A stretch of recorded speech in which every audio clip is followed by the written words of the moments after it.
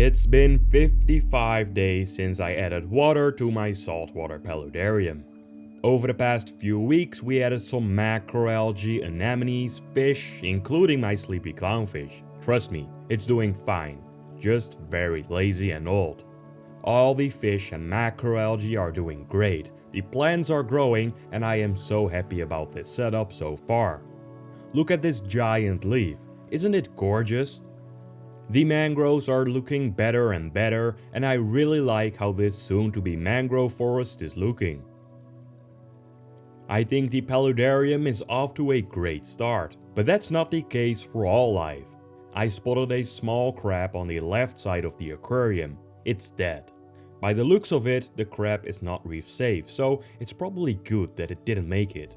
I think it hitchhiked into this aquarium through the live rock from Indonesia we added when we set it up.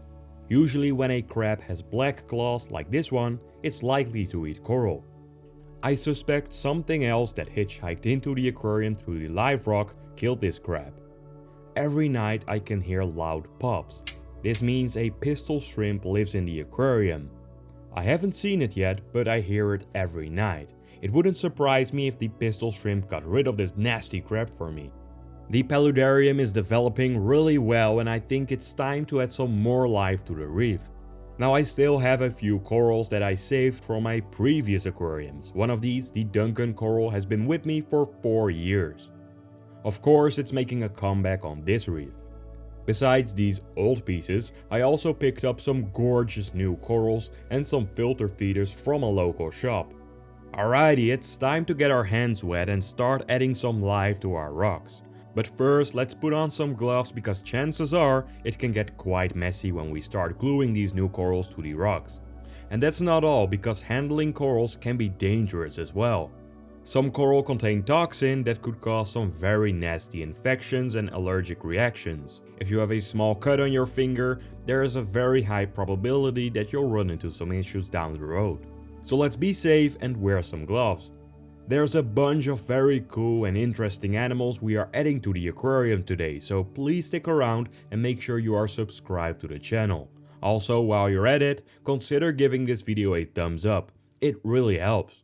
Alrighty, without further ado, let's get started.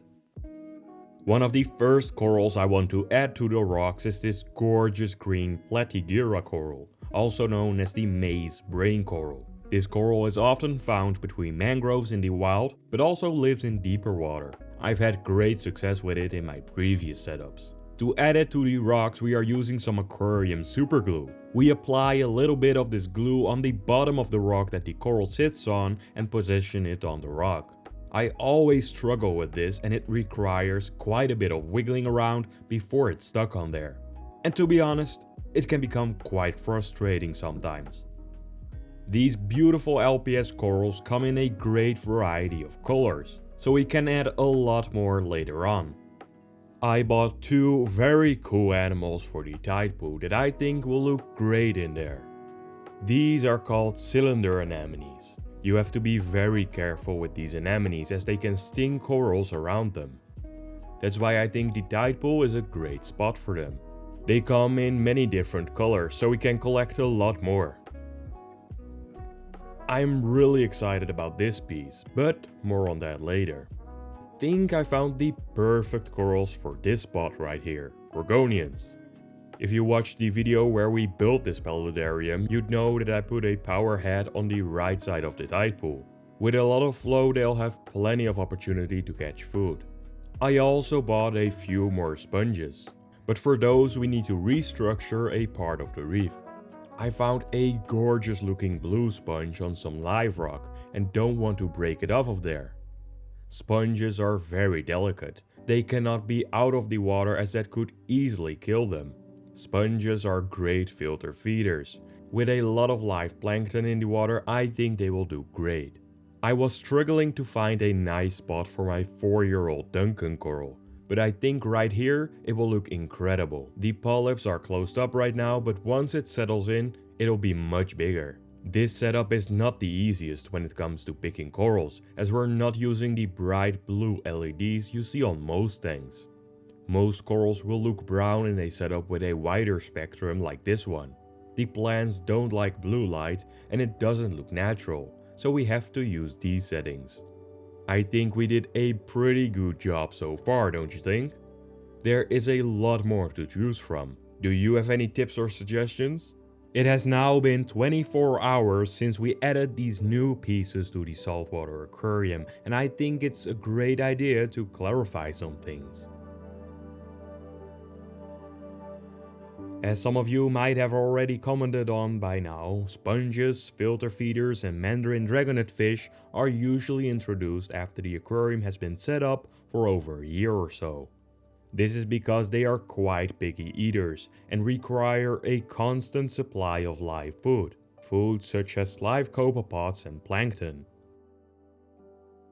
In a new system, this can become a challenge. Often our filters filter out most of the fine particles that these creatures need in order to survive. In this case, however, we set up the aquarium with live sand, some live rocks, and we used natural seawater to kickstart the bacteria.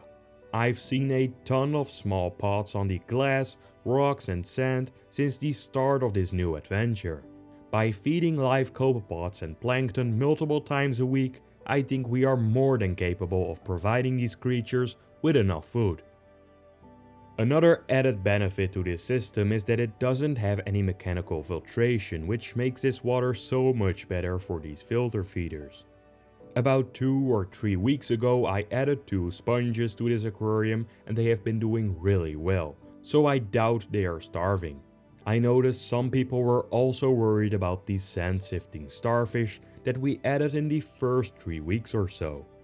People were worried that these animals would starve as it is a new system, but so far they seem to be very healthy and active. I'm feeding my fish plenty of food, ranging from live foods to dry foods like flakes and pellets. I think the animals in this aquarium won't be hungry anytime soon, but it is a very fair point to be concerned about. In my previous aquarium, the 40-gallon shallow reef, I added a Christmas rock pretty early on as well. I even set up that aquarium using sand and rocks that didn't contain any beneficial bacteria. And still the Christmas tree worms thrived. I am confident that this piece will thrive as well, as this setup is much better. The Gorgonians have their polyps out filtering through the water. There's a power head nearby which is sucking water right past these polyps. I think they look pretty happy and will have plenty of food to feed on. These crazy looking things are called sea squirts. They are also filter feeders. And to be honest, they kind of remind me of some organs. What do you think? Aren't they crazy? I recently added a small return pump in the back of the aquarium that is blowing water right over them. This part of the reef is the area with the least amount of flow, but as you can see on the Duncan coral, it's not too bad at all. I can always add a bigger return pump later on if necessary. I glued a few zoanthids on top of the rocks near the waterline and on some wood on the left side of the aquarium. I think this will look very cool once they start growing in a little bit more. I threw some other zoafrags into the tide pool because they were all closed up when we were working on the aquarium and I had no idea what colors they had. I will find a better spot for them next week or so. The 2 cylinder anemones are looking really good in this tide pool. I'm not too sure what else I want to add in there, but I think some different colors of crucifer anemones would look awesome in there. The Calastrea or candy cane corals you see in here are not looking too happy right now, I have to say. They came out of my other aquarium, but weren't in the best position. I'll find a good spot for them later once they heal up a little bit. I added a few other species of coral into the aquarium as well, and I am sure they will look really good once we get more of them in different colors. I can't wait to see the macroalgae grow out a little bit more, but I am already really happy with the way that the reef is looking after the first batch of coral. A lot of you are wondering how I'll be doing maintenance on this aquarium and how I can access these return pumps.